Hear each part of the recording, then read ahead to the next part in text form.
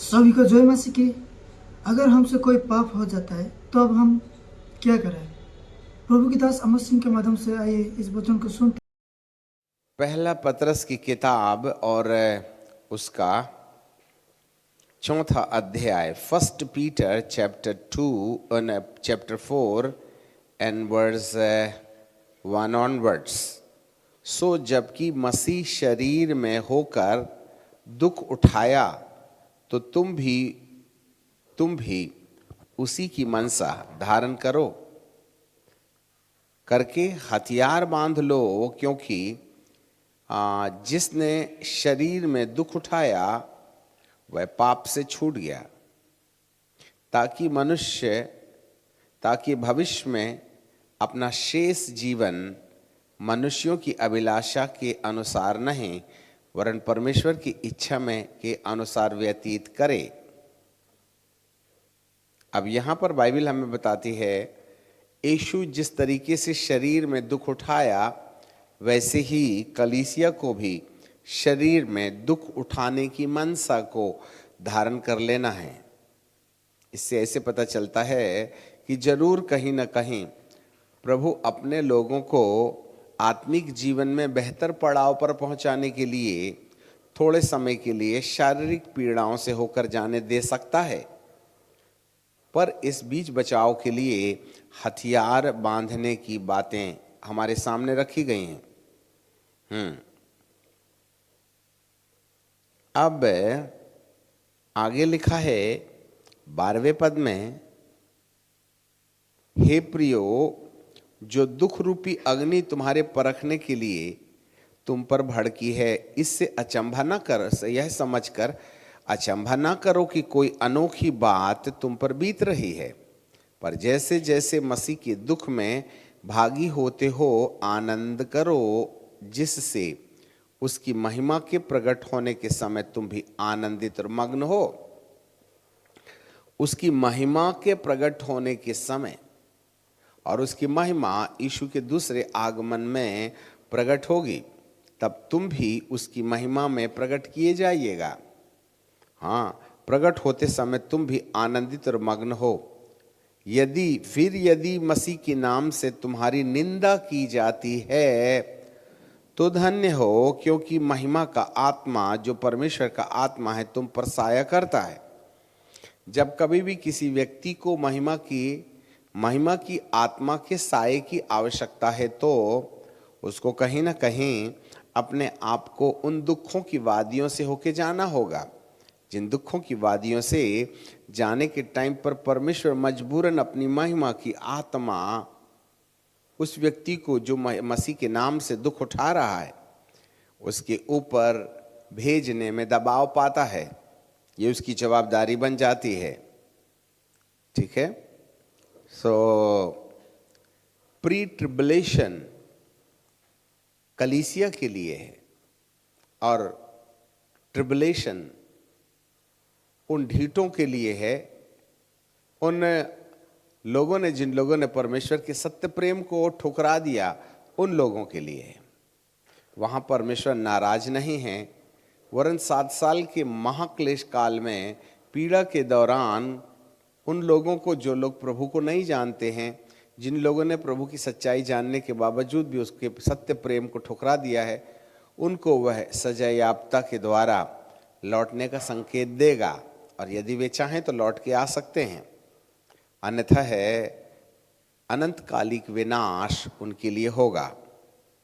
पर आज भी कलीसिया जो यीशु मसीह पर विश्वास कर चुकी है वो कहीं ना कहीं परमेश्वर की उस बुलाहट में नहीं खड़ी है, क्योंकि हमने परमेश्वर की बुलाहट को अपनी सूझ और बूझ और समझ के द्वारा अनुवादित कर लिया है और हम अपने तौर तरीके से बाइबल को अनुवादित करते हैं, जबकि परमेश्वर हमें कहीं दूसरे आयाम में पहुंचाना चाहता है। इसलिए दुख रूपी अग्नि, जैसे कि पहले पद में आपने पढ़ा कि सो जबकि मसीह शरीर में होकर के दुख उठाया तो तुम भी उसकी मनसा धारण कर लो, करके हथियार बांध लो, क्योंकि जिसने शरीर में दुख उठाया वह पाप से छूट गया। ऐसे क्यों लिखा है? यदि हमको शरीर में दुख उठाने की जरूरत है तो प्रभु यीशु मसीह ने शरीर में दुख उठा के हमें क्या मिला? यदि हम उसके बाद भी पाप से छुटकारा नहीं पाए तो ये बात सत्य है। यीशु मसीह को ग्रहण करने से, यीशु के पास आकर अपने गलतियों की याद करने के बाद जब हम प्रभु से विश्वास करके मांगते हैं तो प्रभु हमारे पाप क्षमा कर देते हैं, हमारे नाम पर दर्ज कर्ज मिटा दिया जाता है। पर पाप करने की टेंडेंसी खत्म नहीं होती है। पाप की क्षमा एक अलग चीज है, परंतु पाप से छुटकारा एक अलग चीज है। It's a very easy to have the forgiveness from our sin, but there is another step that we may not repeat the sin again. ध्यान दीजिएगा, पापों की क्षमा प्राप्त करना एक आसान बात हो सकती है, पर दोबारा पाप नहीं करना,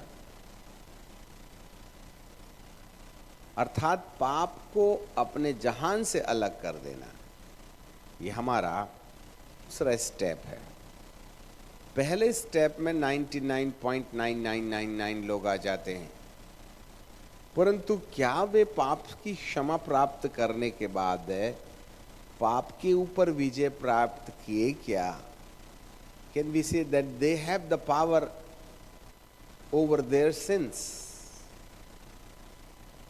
क्या उनको पाप से छुटकारा मिला? क्या वो अब पाप नहीं करते हैं?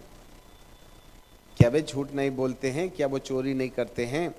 क्या वे झगड़ा नहीं करते हैं? क्या इस प्रकार की बातें जो हमारे जीवन में हमें प्रभु यीशु के पास आकर अपनी गलतियों का अंगीकार करने के लिए दबाव दे रही थी, क्या उन बातों से हमको मुक्ति मिल गई है?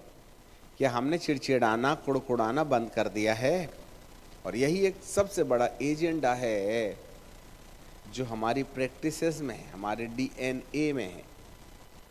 डीएनए खून का वो सिस्टम है जो आदतन हमारी पुरानी प्रैक्टिसेस को बाद में परिस्थिति के आधार पर फिर से रिपीट करने में दबाव देता है। हाँ, यदि मैं उद्धार के पहले चिड़चिड़ाता था तो विश्वास के बाद भी चिड़चिड़ाहट रहती है।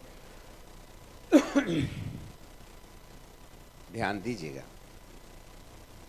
यदि मैं पहले क्रोधी था तो आज भी मेरे अंदर क्रोध है। इस प्रकार की बातें मेरे जीवन के अंदर पाई जाती हैं।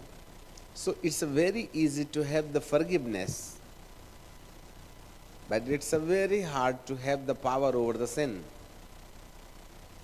पाप के ऊपर विजय प्राप्त करना एक अलग एजेंडा है, और जब तक ये नहीं होगा तब तक पाप से छूट नहीं पाए हम। पाप क्षमा मिल गई, पर रिपीट तो फिर से कर रहे हो।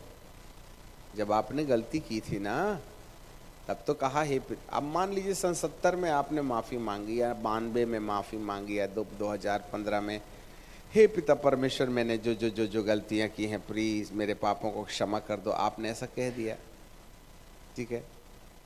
तो क्या 2015, 2007 जब से आपने प्रभु को ग्रहण किया उसके बाद में कभी पाप नहीं किया? क्या किया? तो उसको माना क्या? नहीं माना। तो कर्जा है कि नहीं बैलेंस? इसलिए जैसे हम रोज दांत घसते हैं, अपने जीवन में भी प्रतिदिन अपने जीवन को चेक करके देखना चाहिए कि कोई चीज़ रह तो नहीं गई।